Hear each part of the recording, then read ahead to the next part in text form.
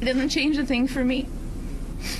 I still will go home, still be empty, still stare at urns, still stare at photos because of an impaired driver who took innocent lives. There's no more of my family left to kill. There's no more children that will be riding in grandparents' cars anymore.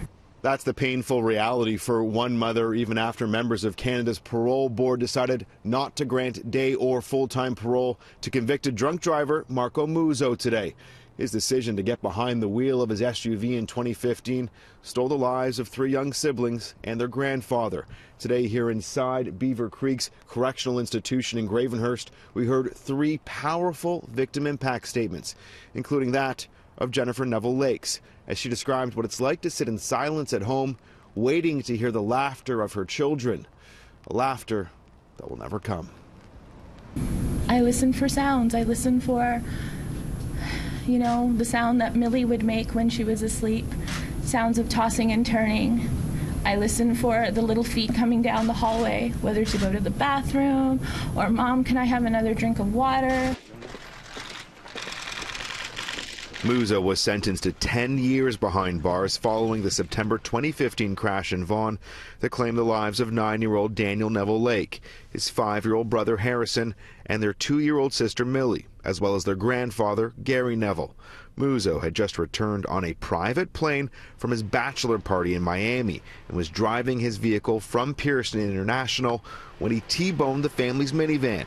In 2016, Muzzo pled guilty to 4 counts of impaired driving causing death, 2 counts of impaired driving causing bodily harm. Today inside the parole board hearing, Marco Muzzo sat before 2 parole board members. Their priority to conduct a risk assessment on Muzzo reoffending. Ultimately, they determined that Muzzo did not address his, quote, substance misuse, adding that they felt he sabotaged his own development by not proactively seeking out appropriate substance abuse counseling since being incarcerated. The board also highlighted a 2012 incident at a Vaughan strip club that the courts never knew about and was kept secret until just recently. On that night, Muzzo and a friend were denied entry and got into a fight with security. Muzzo trying to kick the window out of the back of a squad car. Police kept him in custody until he sobered up.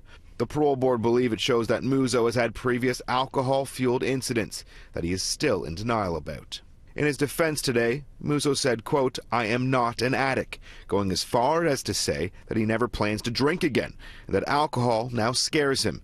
He attended AA meetings while serving his sentence and says he was told by the organizer that another form of help would likely be better suited for him. Muzzo's own parole officer also told the board today that she supported his release. As for the events that led up to the horrific crash, Muzzo was forced to describe in detail that after a night of drinking more than he ever had in his life, he got on a plane and drank 3 or 4 more Caesars, and upon landing in Toronto, he never contemplated taking a taxi or limo. When asked by the board point blank if he ever thought he was impaired when he got in his car, Muzzo answered, quote, to a small degree. Sitting behind him and hearing that and thinking, really? Like, I understand it must be difficult to accept what you've done, but then how can you present that you're ready to move on to the next stage if, to me, that's one of the base, the foundation. You have to, accept what you did, own it. Marco Muzzo has 2 months to appeal the parole board's decision, and in 1 year he can reapply for another parole hearing. For now, he'll be staying right here at the Beaver Creek Correctional Institution in Gravenhurst. I'm Adrian Ghobrial, City News.